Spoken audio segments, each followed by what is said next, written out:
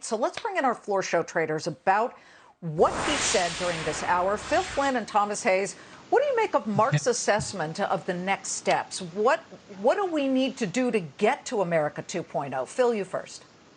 Okay, great. I think he's absolutely right. And I think we're doing the right things right now. I see the massive amount of stimulus by the Federal Reserve, the way the banks have reacted, the way that we're helping out small businesses. That's going to be the thing. Because he's right. This is like winning the war. Remember, we didn't worry about the debt when we were trying to win World War II, right? We were spending whatever it take. We did whatever it take to win the war. And look at the incredible economic growth that we had after World War II. We rebuilt our infrastructure. We did things like that. So there could be a new boom. This may be an opportunity for America to come together, rebuild the country unlike anything we've seen before, and get that kind of a boost. So some good out of all the bad that we've gone through.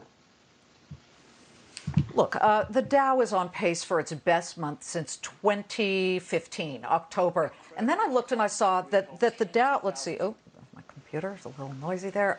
The NASDAQ is having its best month in 10 full years.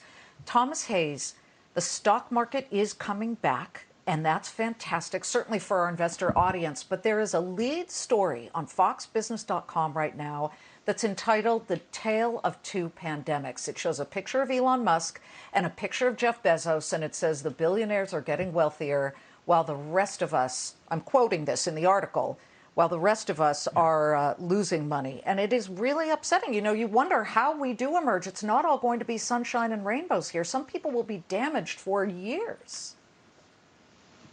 Yeah, well, Liz, if you look at where China is. So China hit their peak cases on February 5th, peak new cases. We're about 2 months behind them. And if you already look at the economic recovery that's happening, and they don't have any special drugs that we don't have yet either, it's just a slow, stable recovery. They're at 90 to 95% of pre-pandemic employment. They're at 100% of rush hour traffic pollution. They're at 100% of coal usage. And they doubled seats in the air for domestic air travel from February to March.